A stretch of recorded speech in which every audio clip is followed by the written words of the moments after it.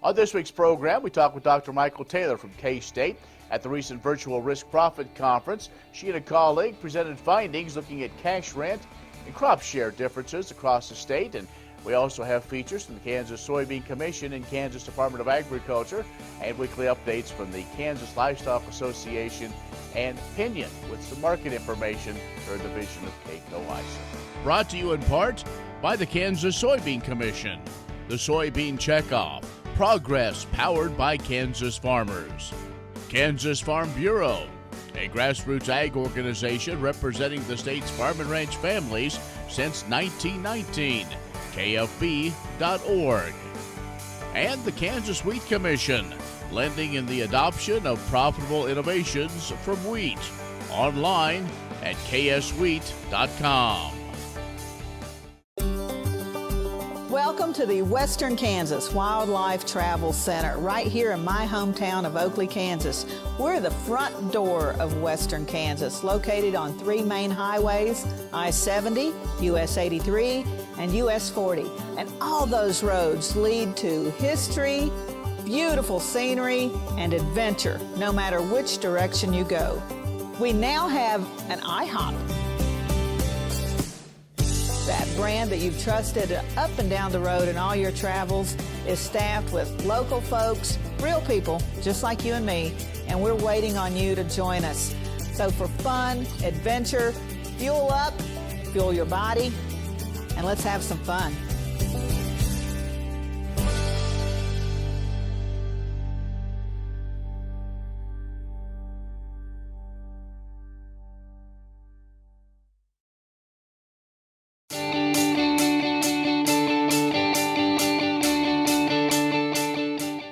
Ag news from agview.net. The effects of COVID-19 continue to put pressure on the agriculture economy, weighing down farm financings in the Kansas City Federal Reserve's 10th District. Farm income declined in the second quarter of this year at its quickest pace since 2016, due in large part to weak market conditions in key agriculture commodities. Now, weakness in both farm income and borrower liquidity was expected to carry into the coming months. Agricultural credit conditions remaining weak overall, but are still relatively stable.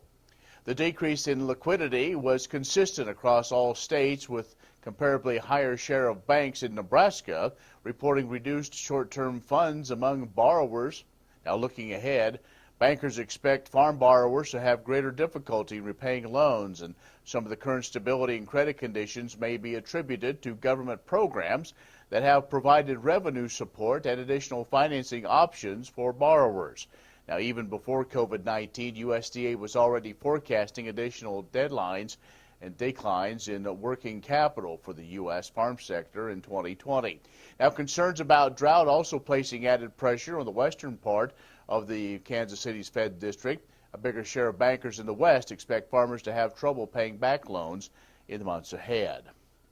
Well, Ken Rahjes, Kansas Soybean Association CEO and administrator for the Kansas Soybean Commission, informed the board of directors that he intends to retire in March of next year. Rahjes has been accomplished for more than 40 years in a career of the soybean industry, including 20 years at the Kansas Soybean. Under the direction of Kansas Soybean Board of Directors, he manages and implements production and utilization of research, domestic and international market development, and education projects for the Commission, and the federal and state lobbying programs for the Kansas Soybean Association. Now, before, he served as executive director of the Missouri Soybean Association, also the Merchandising Council for Wisconsin Corn and Soybean Program. Rahjes was instrumental in the initial development also of the biodiesel industry in the U.S. and served as the first executive director of the National Biodiesel Board. Going forward, Rahjes plans to spend time with his family and wife Jennifer, as well as take some consulting opportunities. A committee comprised of 7 Kansas farm leaders initiated a search now for his successor. Interviews will be planned this fall, with the CEO expected to be named by early 2021. More on these and other stories can be found at agview.net. Stay with us. More coming up. Many seed companies claim to offer the latest genetics, but how many have tested those genetics in soils just like yours? The Oldie Seed Know to Grow research program has fully tested the latest seed genetics in soils that are right in your neighborhood. The Oldie Seed Know to Grow program can recommend the best performing hybrids from technologies like Enlist, Extend, and Liberty Link that will optimize the yield and profit of every acre on your farm. Contact Oldie Seed today. Sure Crop Fertilizers was started by my father, Don Sherman, and my mother, Shirley Sherman. Family business that started in the 80s. We predominantly focus on plant nutrients and what we can do to give growers better responses with the fertilizer dollars that they do, and what we can do to make those things work better for the grower. We're based out of Seneca, Kansas. We work with growers in their soil analysis to figure out what they need, and then we can put those in a blend that gives them the best results, and so that we can deliver that direct to their farm so that they have those nutrients where they need them, when they need them, and so that they can apply them in a manner that's very efficient to them and works well on their planting systems and what they're doing. Sure Crop Fertilizers has been around for a long time. We always say we're big enough to take care of everything you need, but we're small enough to do it quickly. You can get a hold of us at 1-800-635-4743. Our website is surecropfertilizers.com, and you can always email me at Corey@surecropfertilizers.com, and with any questions you have, we'll be glad to answer it and work with you. Watch Ag AM in Kansas online at agaminkansas.com. Grain sorghum is one of the most important cereal crops worldwide, and Kansas leads the nation in its production. Over the years, sorghum has been either exported, used in animal feed domestically, or for other industrial uses. Recently, its use in the ethanol market has seen tremendous growth, with 30% of domestic sorghum typically going to ethanol production. Kansas Grain Sorghum is committed to sorghum research, market development, and education. Learn more at ksgrainsorghum.org.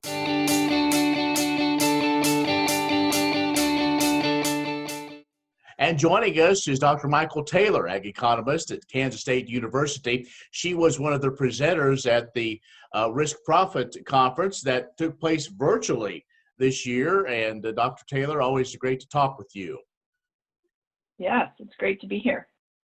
Okay, now typically we talk to you about land values and all of those type of things, but looking maybe a little bit different in your presentation to those that took in the seminar, and that's dealing with cash rent versus crop share, and looking at those that subscribe to the Kansas Farm Management Association, those members. So before we get into it, maybe give us that 3,000-foot look at the whole scenario there. Sure. So what's interesting about Kansas and leasing is that a solid 40% or so of our land is leased from somebody who doesn't operate that land themselves. So most, the typical Kansas farm is going to be made up of about 60% owned land and 40% leased land. And so that leased land component is really important for understanding, how that arrangement is made and what kinds of risk factors come into it. And so that's where we look at that cash rent versus crop share, because we have both types of leases in the state. And it's just, it tends to be a matter of preference by the tenant and the landowner as to which type of contract they end up coming out with. Did the research or the numbers show that as we continue to see an increase in those fall crops, especially really the amount of corn acres we're seeing, is that the rotation, did that maybe change the mix of crop share versus a simple cash rent? Well, I would argue it's more driven by the volatility in profits that we've seen over the last 20 years. It does correspond to a change in planted acres in corn, but I think that the driver is more that, as we were going through that period from 2008 to 2014, where we were making really good money, there was a lot of competition for land, and it is easier for a farmer to come in and outbid a neighbor farm on a cash rent than it is for them to try to outbid on a crop share. Because with a crop share, it's hard to be real, say, well, I'll get you more money for your your 1/3 or for your 40%. So it's a little trickier there. So we actually saw the more use of cash rent leases during that period of high competition for land. Then starting in about between 2011 and 2016, we actually saw a decline in the use of cash rents, fixed cash rents, and more use in crop share. And I think that's due to the fact that the volatility in the market, the volatility and profitability all of a sudden started becoming much higher. And you had a lot of farmers who were just looking at that situation saying, I'd rather crop share than try to do this on a fixed cash basis. Dr. Mykel Taylor, K-State Ag economist, is joining us. And she was recently one of the presenters at the K-State Risk Profit Conference. Let's take a break. We'll come back and continue this conversation in just a moment. The Kansas Wheat Innovation Center in Manhattan is rediscovering ways to get improved varieties and new genetics in the hands of farmers faster. Grower-led and checkoff-funded research initiatives are bringing about positive change. This grassroots leadership provides a strong voice in Topeka and Washington, D.C. Now is the time to partner with Kansas Wheat in moving wheat forward. Kansas Wheat Commission and Kansas Association of Wheat Growers. Farmers investing in their future and yours. Log on to rediscoverwheat.org.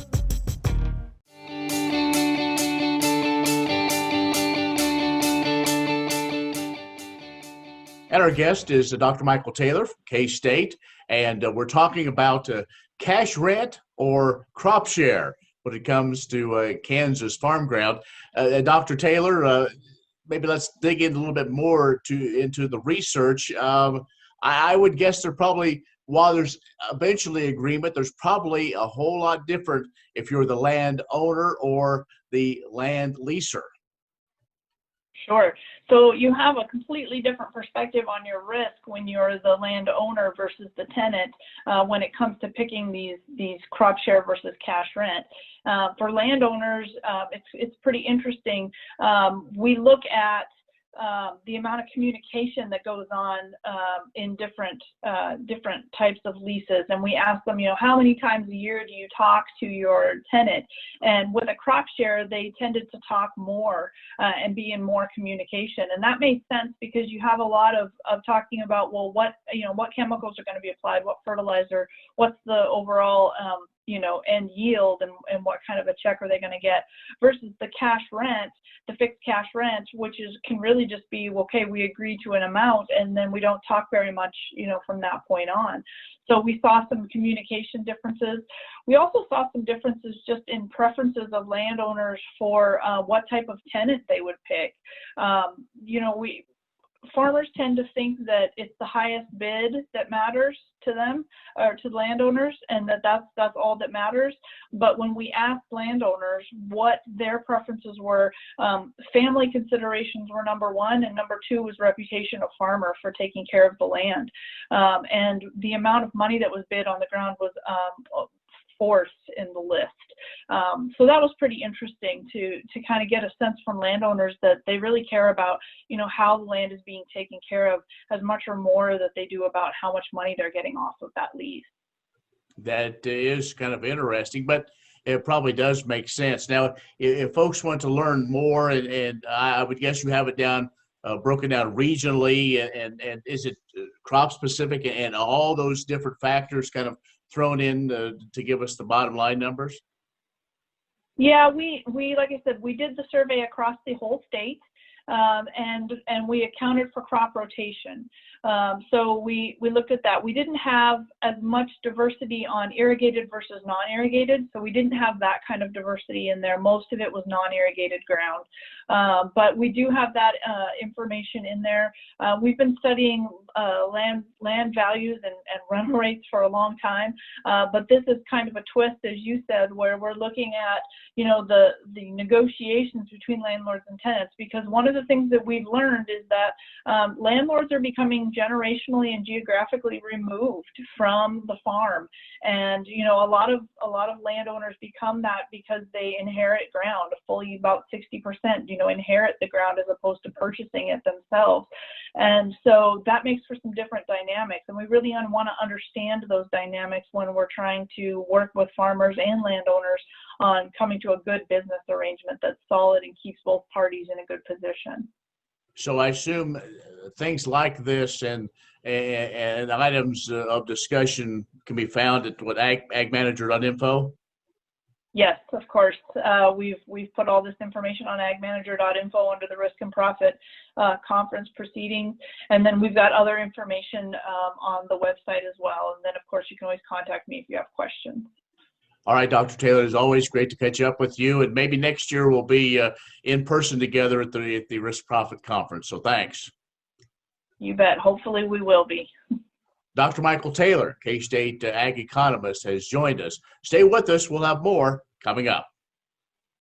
Kansas Corn reminds you that E15 fuel is the right choice for every kind of driver. For the car enthusiast, E15 has higher octane. For the thrifty driver, E15 is priced lower than regular unleaded. For the nature lover, E15 provides cleaner air. For the shopper who buys local, E15 has more ethanol from our Kansas corn farms. Choose E15 for a higher octane, lower price, cleaner American fuel. Message from the Kansas Corn Commission. Learn more at kscorn.com. These days, no one can afford to take the risk of being without financial protection against high health care costs, not even for a few days. Kansas Farm Bureau health plans offer short-term health care coverage to fill in those temporary gaps. Short-term health plans can provide you with medical coverage when you are between health plans, helping lower your potential financial risk. Learn more at kfbhealthplans.com or contact a Farm Bureau financial services agent near you.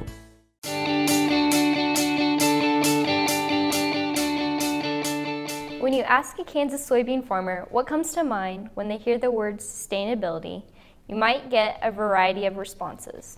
But one thing to know for certain is that Kansas farmers want their farms to last for future generations.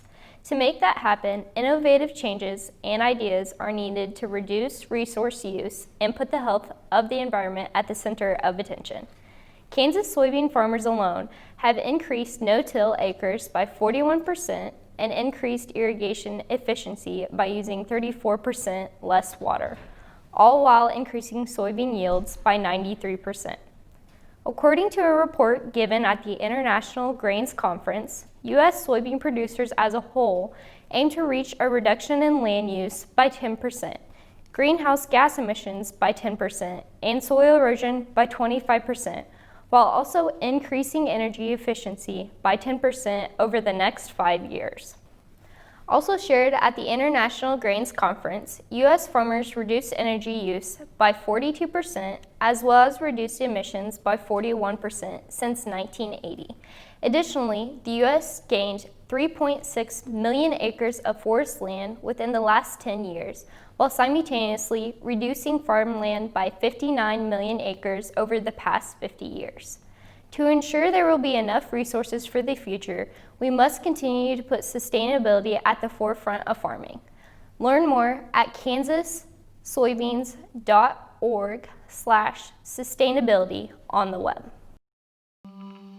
What if U.S. soybean meal were more than a commodity? If seed companies and the soybean checkoff built a better variety? That future is here. The time is now.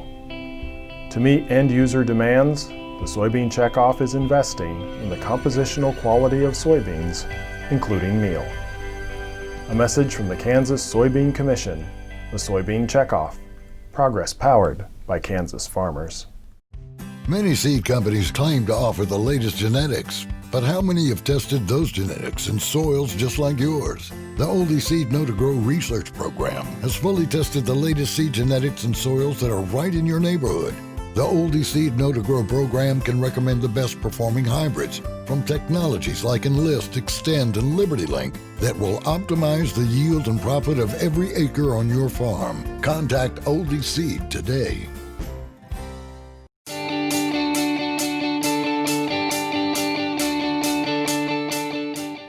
Over the past several several weeks, the Kansas Department of Agriculture has heard from hundreds of Kansas residents in response to the news about unsolicited packages containing seeds that have been received by many people, including Kansans. These unusual packages have shown up nationwide, and we've been working closely with the U.S. Department of Agriculture, which is collaborating with other federal agencies to investigate the situation. If you or someone you know has received a package of seeds that you did not order, we strongly urge you to follow the instructions we received from the USDA. First of all, do not plant the seeds. If possible, please send the seeds to the state USDA Animal and Plant Health Inspection Service office. Double bag the seeds and packaging, including the mailing label, in plastic resealable bags like Ziploc bags. Place everything in a padded mailing envelope and send it to the USDA APHIS address we've shared on our website at agriculture.ks.gov/seed. USDA is currently collecting seed packages from recipients across the country and will test their contents and determine if they contain anything that could be of concern to U.S. agriculture or the environment. If you're not able to mail the package to the USDA, the other option is to dispose of the seeds. Instructions for the disposal method can be found on our website as well. If you have already planted the seeds, please contact KDA immediately, as there are different instructions for planted seeds, which are also on our website. At this time, there's no evidence to indicate the seeds being sent pose a health danger to people or animals. USDA has indicated this may be a brushing scam, in which people receive unsolicited items from a seller who then posts false customer reviews to boost sales. KDA is committed to protecting plant health in the state, and unknown seeds of an unknown origin could threaten that plant health. By following these procedures, you can help us reduce the risk of those threats in Kansas to protect Kansas agriculture and all Kansas plant life. Thank you.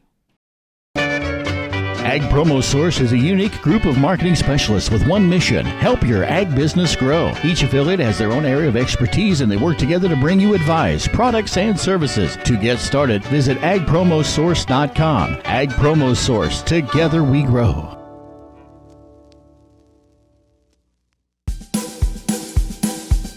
Okay, looks like it's time for our tour. Welcome to the Fort Wallace Museum. Here at the museum, you're going to find some really interesting stuff, like our replica stagecoach from the Butterfield Overland Dispatch. We've got facades from the fort buildings. We've got an 1870s flag. There's a plesiosaur that was discovered locally. We've got the Ray pump organ collection. We're a little bitty place with a great big story, and we'd love to have you.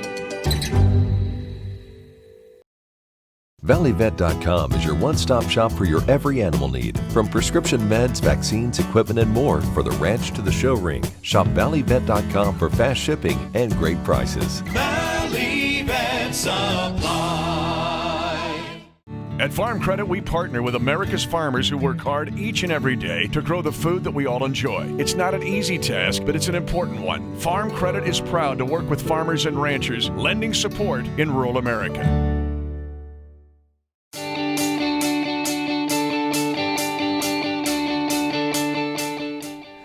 USDA announced the deadline to apply for the Coronavirus Food Assistance Program has been extended to September 11th. The original application deadline was August 28th. Producers with approved applications that initially received 80% of their CFAP payments should be receiving the remaining 20% from USDA in the coming months.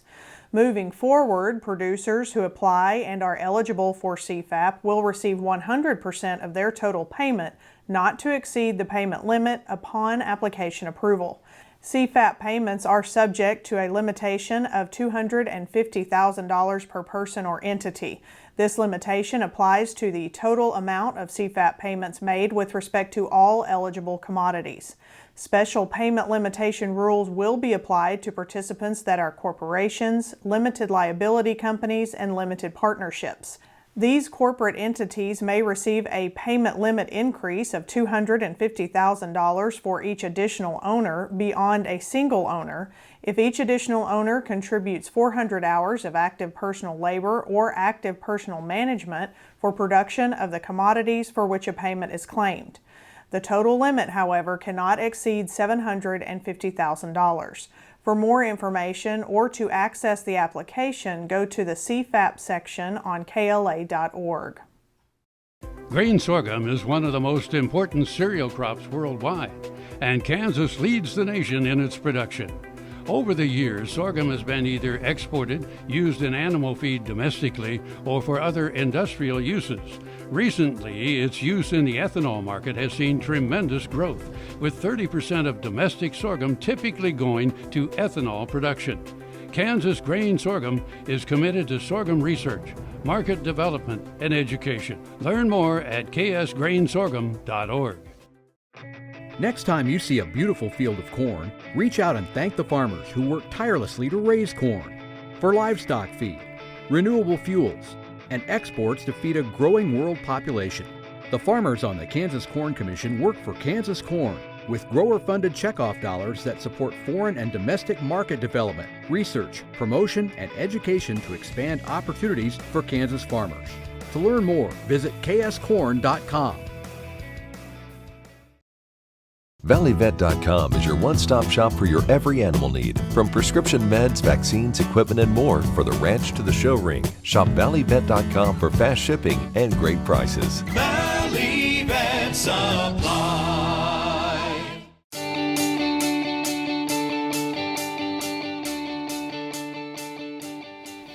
Hey guys, Colette here with Pinion, a division of KCoe Isom. It sure is nice to have some positive things to talk about this week with the grains seeing a rally. Beans have rallied 50 to 60 cents back to pre-COVID levels. Corn has come up 20 cents off the contract low we put in 2 weeks ago. And wheat has also tacked on 20 cents this past week. There has been lots of news in the markets here lately. China continues to buy commodities, giving the markets a much needed source of demand as we look at record yields and high carryouts. The U.S. dollar has put in a contract low, trading at levels we haven't seen in 2 years.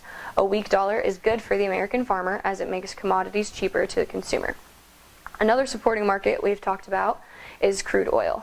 We're still hanging right around that $40 mark on crude and have been for a few months now, but we are slowly pushing higher. Cattle markets are still trading sideways, but have recovered to levels we were at pre-COVID.